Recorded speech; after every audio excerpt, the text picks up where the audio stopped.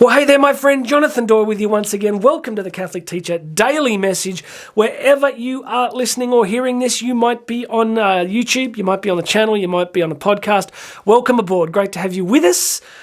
Please make sure you've subscribed and grab yourself free access to 10 weeks of the Going Deeper Catholic Teacher Formation program because it's a really great program. I'm going to give you 10 weeks for free, so just go grab that link. Now, what are we going to do? We are going to jump into a really powerful quote that's quite topical, given the way the world is at the moment. It is from the angelic doctor himself, St. Thomas Aquinas. Or, if you're really trying to impress people, St. Thomas de Aquino. Because if you say that, people will kind of think that you're legit theologically. Anyway, enough of that. Let's do it. We must love them both. Those whose opinions we share and those whose opinions we reject. For both have laboured in the search for truth, and both have helped us in finding it. This is good, and I'm sharing it with you because one of the great things about Catholic education is the community aspect. It creates communities. Communities of young people, communities of staff, communities of parents and families. But the interesting thing about Christian communities, like all communities, is they're full of humans. And when you put lots of humans in a community, all sorts of interesting things happen. Lots of great things, lots of beautiful, wonderful, holy, spiritual things, and lots of very human things. Because we live in a post-lapsarian world where there are things like sin. So I think you will agree that we live in quite a polarized world at the moment. On just about every topic. The time of recording, there's global conflicts, there'll be political conflicts, there'll be environmental, financial differences of opinion. So I'm sure that within your faculty room, staff room, there are going to be people whose opinions you find somewhat problematic. Let's just say it like that. There might even be in your own home people whose opinions you find problematic. And definitely at Christmas, Thanksgiving, wherever we all meet in extended families, we're always going to get that. What I love about this quote from Thomas Aquinas is, firstly, that as Catholics we need to love the truth. And one of the great missionary prophetic things we have for the world at the moment is truth. Because Jesus is a person and he is incarnational and he told us he is the truth. So the first thing as Catholics is that the truth is a person. So we have the truth. Now that truth has to be worked out in all the complexities of the pastoral situations and political situations we find ourselves. But let's not pretend that we're cosmic orphans and that we don't have access to what's true. We have the one holy Catholic and apostolic faith. We have the faith of the apostles passed down to us. We have the magisterium of the church. So we're not going to get really stuck in any big issue. We're not.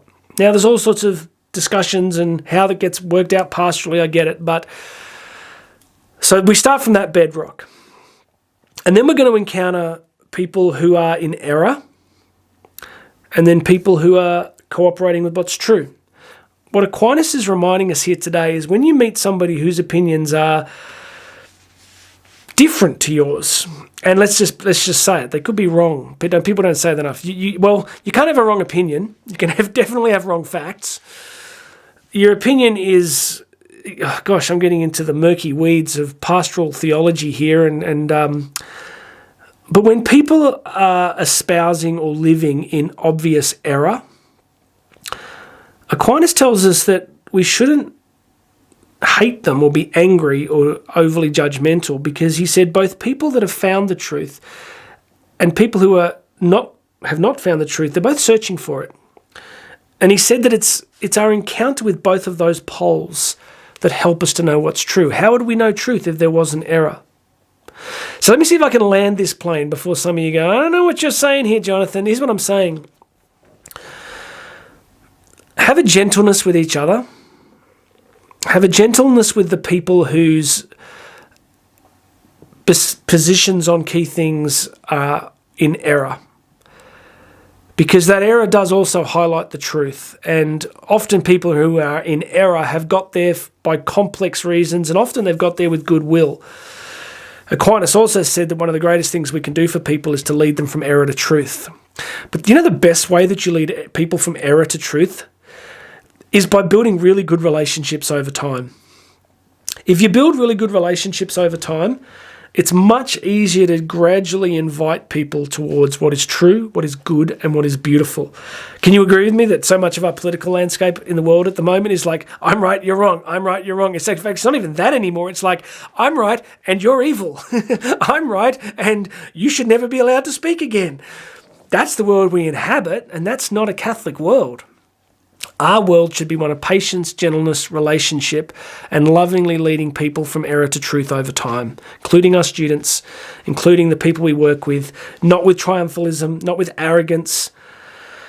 But let's not also be afraid to, own the fact that we have a beautiful faith, the faith of the apostles, and that the Holy Spirit has carried that church down throughout the centuries. Yes, there's been a lot of dodgy people in it that have not done a great job, but the Spirit has never abandoned the church. That's firm ground to stand on. Patience, love, time. All right, please make sure you've subscribed. Grab yourself free access. 10 weeks. That is generous. 10 weeks of the Going Deeper Catholic Teacher Formation Program. God bless you. My name's Jonathan Doyle. I'm going to have another message for you tomorrow.